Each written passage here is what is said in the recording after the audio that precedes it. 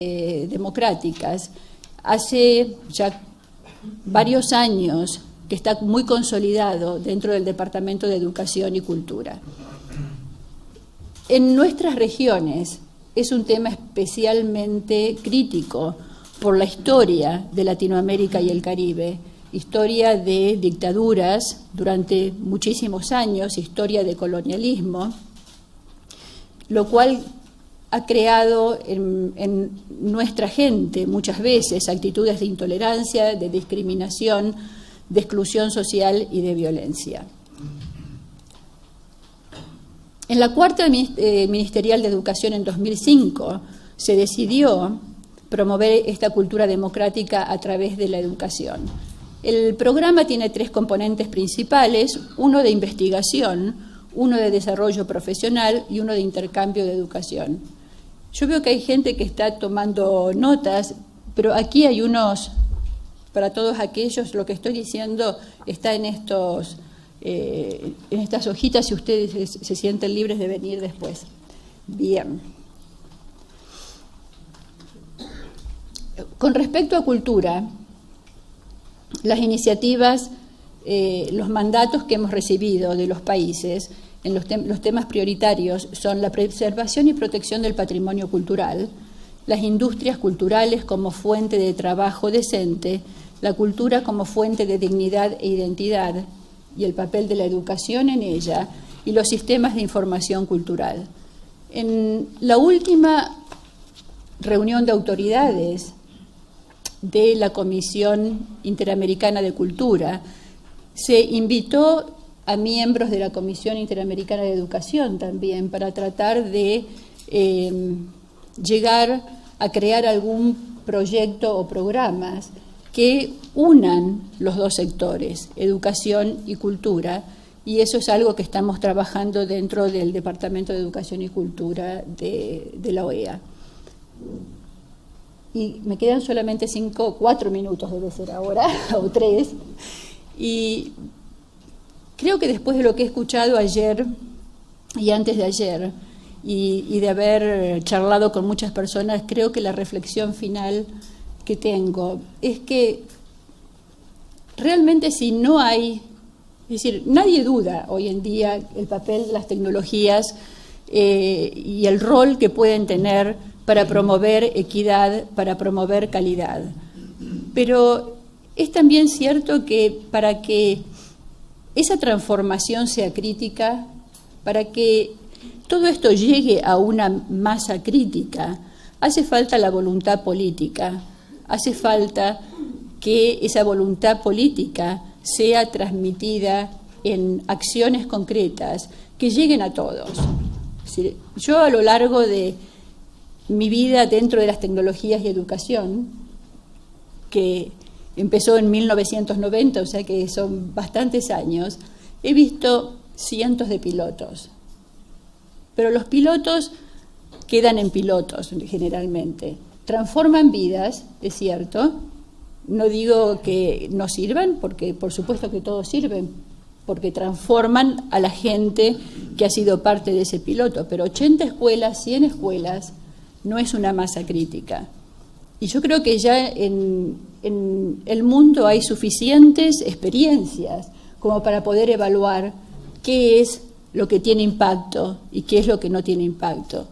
Y creo que es el momento de realmente, y esto es algo que me admira del programa de pizarras digitales, por ejemplo, creo que en este caso ha existido una voluntad política y ha existido la acción para llevarla a cabo, y estoy encantada con el programa realmente.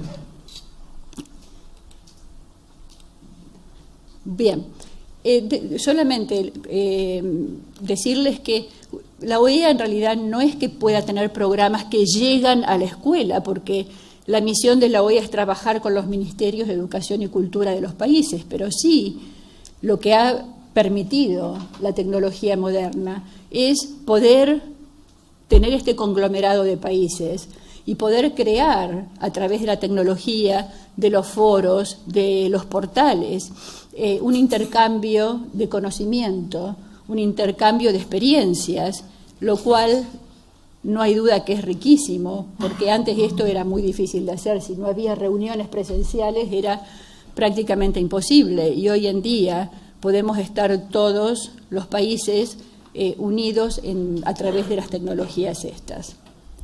Y creo que ya se me acabó el tiempo. Muchas gracias.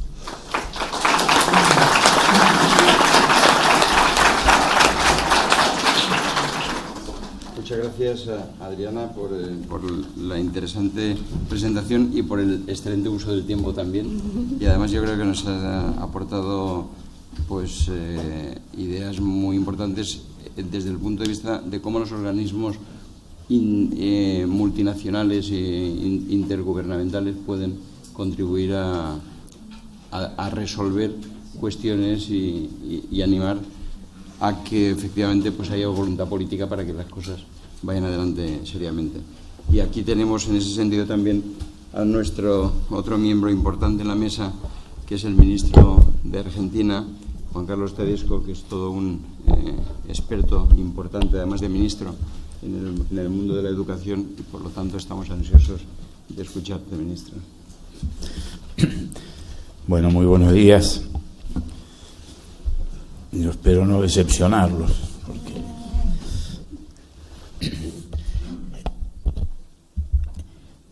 y quiero que me permitan hacer algunas reflexiones combinando estas dos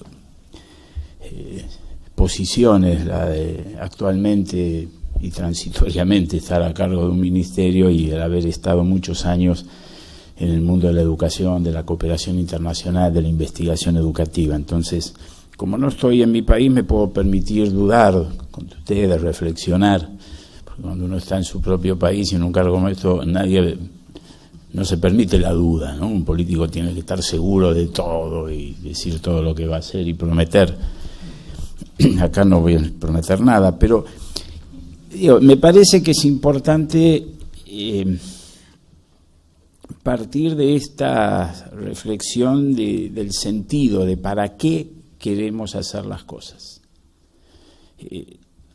Este capitalismo en el cual vivimos tiene un déficit de sentido muy importante, ¿no? Es un capitalismo de corto plazo, porque por un lado estas nuevas tecnologías y junto con las nuevas tecnologías los nuevos paradigmas, las nuevas formas de ver las cosas han provocado una ruptura muy fuerte con el pasado. Todo es obsoleto, ¿no? Y además tiende a ser rápidamente obsoleto. El futuro aparece siempre con una connotación de riesgo, de amenaza, de incertidumbre, ¿no? Cada vez que uno habla del futuro, la palabra más frecuente es esa, la de incertidumbre. Si uno mira los análisis, ¿no?, de cientistas sociales importantes, Giddens, Beck, toda la sociedad de riesgo, un mundo descontrolado, hay esta idea de que está todo fuera de control y de que el futuro es incierto. Entonces, claro, si el pasado no tenemos nada que ver con él y el futuro es incierto, hay una muy fuerte concentración en el presente, ¿no? Esta es una cultura muy del presente, del corto plazo, de todo aquí ahora. Y eso a los educadores nos deja muy huérfanos, porque los educadores se supone que tenemos que transmitir un cierto patrimonio cultural y preparar para un determinado futuro. Si esas dos dimensiones están en crisis, nos quedamos sin sustancia, sin herramientas. Yo creo que mucho de esto pasa con el debate de las nuevas tecnologías, donde se discute muchas veces su funcionalidad operativa, el cómo operan, pero insisto, no sabemos muy bien para qué es lo que queremos hacer con ellas. Por eso entonces me parece importante esta idea de fijar el sentido, el para qué. Y ayer intentaba resumirlo, no es una opinión personal, creo que en ese sentido podemos retomar quizás el ejercicio más importante que se ha hecho en los últimos años de reflexión sobre el futuro de la educación, que fue el informe del ORS, ese informe de la comisión que la UNESCO nombró hace unos años y que definió los pilares de la educación del futuro, y lo hizo a través de una metodología interesante que fue la consulta, el debate, la participación de numerosas personas en diferentes partes del mundo y aparecieron esos 4 pilares, de los cuales me parece importante rescatar 2, que son quizás los nuevos, esto del aprender a aprender y del aprender a vivir juntos, que tiene que ver, insisto, uno con la dimensión cognitiva, en el sentido de que en una sociedad como esta, donde los conocimientos son tan importantes, vivimos en la sociedad de la información, la sociedad del conocimiento, pero además esos conocimientos se renuevan también a una velocidad inédita. Ahora la educación es un proceso que dejó de ser un proceso en una etapa de la vida, donde lo que uno aprendía le servía por muchos años, y ahora vamos a tener que educarnos a lo largo de toda la vida. Esto ya es una realidad, y entonces, por lo tanto, la gran función de la educación, especialmente de la educación formal, inicial, la escuela primaria, la secundaria, la universidad, es enseñar el oficio de aprender, porque eso es lo que después vamos a tener que hacer, y lo vamos a tener que hacer autónomamente, sin el profesor delante que nos diga, usted tiene que estudiar tal cosa, leer esto, lo otro. En ese sentido, en este proceso de construcción de autonomía para el proceso de aprendizaje, hay muchos que sostienen, y es muy importante ver esta hipótesis de que las nuevas tecnologías favorecen ese proceso de autonomía creciente en la construcción del aprendizaje. El otro pilar es esto de aprender a vivir juntos, que también es fundamental porque en la sociedad tradicional estábamos obligados a vivir juntos. No teníamos que aprender a hacerlo. Había una solidaridad entre los diferentes sectores de la sociedad similar a la que hay en un organismo. Por eso se hablaba del organismo social. Y en un organismo la solidaridad que existe es mecánica, es automática. Por eso el organismo, la metáfora del organismo viene de la biología. En el organismo humano todas las partes son solidarias entre sí, pero no deciden ser solidarias, funcionan mecánicamente de esa manera. En esta sociedad ha aparecido un fenómeno nuevo, y es que un sector importante de la población empiezan a no ser necesarios. Lo propio de este mundo es la exclusión social, que no es lo mismo que la explotación. En la explotación hay un vínculo, el explotado es necesario, el excluido no. Entonces, para incluir al excluido hay que querer hacerlo. Y esta solidaridad que exige este nuevo capitalismo es una solidaridad voluntaria, reflexiva, consciente. Yo tengo que querer incluir al excluido. Tema que se discutía ayer de la inmigración. Un tema fundamental. Ahora, hay que querer incluir al que está afuera, porque si no, no hay ninguna necesidad de hacerlo. No hay nada que obligue naturalmente a incluir al excluido, ¿no? Digo, la inclusión no va a ser un producto natural del orden social. Va a ser un producto, si lo es, voluntario, consciente, reflexivo, y por lo tanto, por eso es tan importante esto de aprender a vivir juntos, porque tenemos que enseñarlo esto. Ahora, estas dos dimensiones, la cognitiva y la social, están articuladas.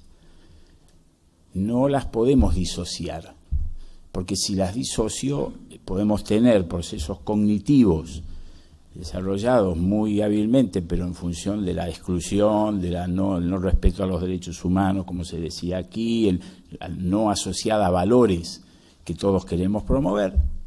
Y a la inversa, yo puedo querer promover la solidaridad, la conectividad con el otro, el respeto al otro, pero si no domino estos nuevos instrumentos tecnológicos, eso me va a quedar como una pura abstracción o como un puro discurso retórico. Tenemos que articular las dos cosas, y ese es el gran desafío de la política educativa, de la política social en general.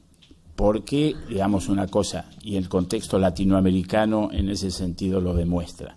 Es cierto que la educación tiene un gran papel en el logro de la equidad social, de la justicia social. Pero también lo inverso es cierto. No va a haber educación de buena calidad para todos si no hay mínimos básicos de equidad social y de justa distribución del ingreso. La educación sola no resuelve el milagro de romper este determinismo social de los resultados de aprendizaje, que es lo que tenemos hoy y que es lo que nos muestran estos datos que Adriana nos mostraba al principio. ¿Por qué estamos tan preocupados por los datos de PISA o por los datos de las evaluaciones regionales o de las propias evaluaciones nacionales? Porque nos están mostrando que la variable, más allá de los análisis que después se hacen, pero en el fondo hay que reconocer que la variable fundamental en la explicación de los resultados escolares son las condiciones materiales de vida de la familia. Claro que hay excepciones. Y el clima escolar influye, y influye la escuela, claro que sí, por eso, porque el fracaso escolar no es una fatalidad. Pero a nivel macroeducativo, lo que tenemos es el dato de que la escuela está siendo poco capaz de romper el determinismo social de los resultados de aprendizaje. Porque las escuelas que atienden a los chicos pobres son también escuelas pobres. También la propia distribución del bien educativo es porque son escuelas donde esta brecha digital de la que hablamos es muy significativa. Las escuelas a las que van los chicos pobres tienen menos horas de clase que las otras, tienen maestros que se quieren ir, hay una rotación altísima en los puestos de trabajo, tienen menos espacio, menos equipamiento, menos de todo. Bueno, sería milagroso que en esas condiciones tengamos buenos resultados o que tengan resultados similares a los que tienen escuelas de tiempo completo, bien equipadas, con espacios y con alumnos que además vienen bien comidos, bien alimentados, con la escuela, capital cultural, libros, etcétera. Entonces, tenemos ahí un tema fundamental, por eso es que en ese sentido el papel del Estado, el papel de la escuela en el acceso, en la superación de esta brecha digital en nuestros países es fundamental. Si no lo hace el Estado, esto no lo va a hacer nadie, especialmente, insisto, para los sectores más pobres, en alianza, por supuesto, con las empresas, con el sector privado, en alianza con las organizaciones sociales, en alianza con las organizaciones de la comunidad, pero aquí el papel del Estado es crucial. La otra, esta dimensión cognitiva en el cual creo que ha habido un desarrollo muy fuerte desde el punto de vista del análisis, de las experiencias, del papel de las nuevas tecnologías, también me parece que tiene que ser objeto de algunas reflexiones. Yo creo que todos acá estamos ya de acuerdo, hay un fuerte consenso en no aceptar esta suerte de determinismo tecnológico de los resultados de aprendizaje. Nadie cree que por tener aparatos en las escuelas, la escuela va a ser de mejor calidad. Esto ya lo sabemos. Podemos tener escuelas muy bien equipadas y el aparato estar siendo utilizado para hacer las mismas operaciones cognitivas que antes se hacían con la tiza y el pizarrón. No hay determinismo tecnológico, no es que por disponer del instrumento va a cambiar la calidad de la educación, la calidad del proceso de enseñanza-aprendizaje. Pero la verdad es que la pregunta que cualquiera que ha estudiado un poco la historia de la educación se hace, Álvaro Marchesi lo decía ayer, y bueno, ¿por qué? ¿Qué pasa que los estilos pedagógicos no cambian? Porque digo, esta no ha sido la primera gran revolución pedagógica. Freinet hace 70, 80 años planteó la cuestión de los métodos activos, ¿no? Y no había computadora, pero las mismas operaciones que hoy los aparatos, las computadoras nos permiten hacer, él mostraba que se podían hacer con objetos mucho más simples y con métodos de enseñanza que imponían o planteaban la participación, la actividad por parte del alumno, el interés, la motivación, todo eso está en la pedagogía y en los manuales de didáctica desde hace por lo menos 100 años, algunos dicen que más desde Comenio en adelante. Y sin embargo, no logran modificar ese núcleo duro de las prácticas pedagógicas de los sistemas educativos que siguen moviéndose con pautas más bien de pedagogía frontal, donde la autoridad, el saber está del lado del maestro y el alumno se lo somete a operaciones pasivas. Creo que aquí entonces algo que permanece tanto en el tiempo, a pesar de cambios fundamentales, debe haber alguna razón, ¿no? Muy profunda para que esto pase. No debe ser mala voluntad, no debe ser solo la perversidad de los maestros o la de los políticos que no quieren cambiar, ¿no? Porque han pasado políticos de todo tipo, países de diferente naturaleza. No había pedagogía más tradicional que la de los países socialistas, donde ¿no? El autoritarismo pedagógico era muy importante. O sea que, digo, algo hay ahí, me parece que debemos mirarlo con alguna profundidad. Y yo creo que hoy estamos en un momento interesante, y acá me animo a reflexionar entre ustedes sobre lo que está pasando en la reflexión sobre este tema.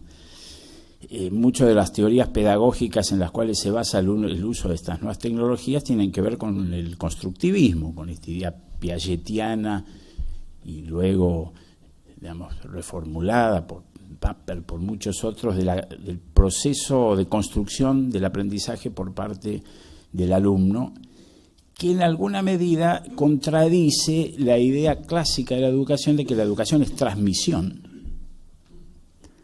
Y yo creo que hoy tenemos que volver a reflexionar sobre esto, porque me parece que tenemos que empezar a reconocer que hay un núcleo importante en el proceso de transmisión de conocimientos y de informaciones y de valores. Que hay algo que tenemos que transmitir, y la transmisión no está en discusión. Lo que uno transmite, el otro puede aceptarlo o no, pero si uno transmite, lo transmite como algo que está fuera de discusión. Y esto es, creo, el núcleo duro de lo que está detrás de esa pedagogía tradicional que sobrevive a pesar de todo. Y es reconocer que el proceso educativo tiene un componente importante de transmisión, al cual nadie está dispuesto a resignar. Ninguna sociedad, en ningún caso, está dispuesto a resignar ese núcleo que considera que debe ser transmitido. Y aquí entonces